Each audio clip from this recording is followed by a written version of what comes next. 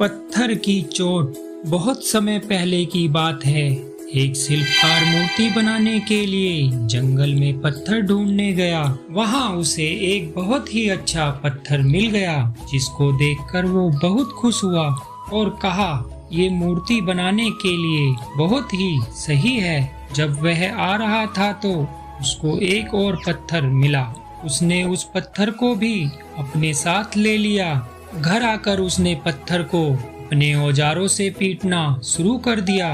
औजारों की चोट जब पत्थर पर हुई तो वह पत्थर बोलने लगा कि मुझको छोड़ दो, इससे मुझे बहुत दर्द हो रहा है।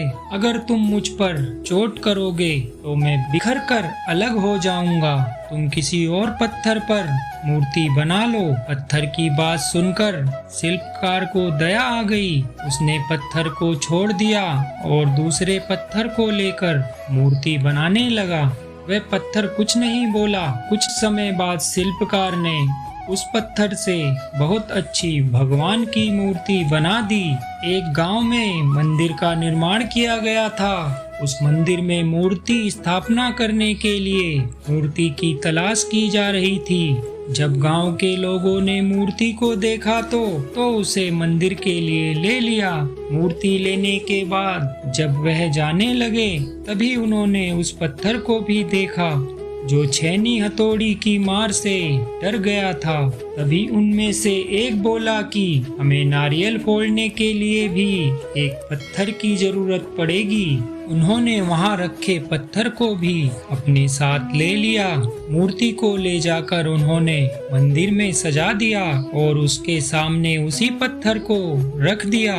अब से जब भी कोई व्यक्ति मंदिर में दर्शन करने आता तो मूर्ति की फूलों से पूजा करता, दूध से स्नान कराता और उस पत्थर पर प्रसाद का नारियल फोड़ता था। जब लोग उस पत्थर पर नारियल फोड़ते तो पत्थर बहुत परेशान होता, उसको दर्द होता और वह चिल्लाता, लेकिन कोई उसकी सुनने वाला नहीं था। उस पत्थर ने मूर्ति बने पत्थर से कहा कि तुम तो बड़े मजे से हो, लोग तो तुम्हारी पूजा करते हैं, तुमको दूध से स्नान कराते हैं और लड्डुओं का भोग प्रसाद चढ़ाते हैं, लेकिन मेरी तो किस्मत ही खराब है। मुझ पर लोग नारियल फोड़ कर जाते हैं। कुछ देर चुप रहने के बाद मूर्ति बने पत्थर ने कहा कि जब शिल्पकार तुम पर कारीगरी कर रहा था, यदि तुम उस समय उसको नहीं रोकते तो आज मेरी जगह तुम होते, लेकिन तुमने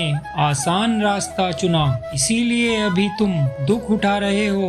उस पत्थर को मूर्ति बने पत्थर की बात समझ आ गई थी। उसने कहा कि अब से मैं भी कोई शिकायत नहीं करूंगा। कुछ समय बाद ऐसा होने लगा कि लोग आकर उस पर नारियल फोड़ते। नारियल टूटने से उस पर नारियल का पानी गिरता और अब लोग मूर्ति को प्रसाद का भोग लगाकर उस पत्थर पर भी रखने लगे। जय श्री राम।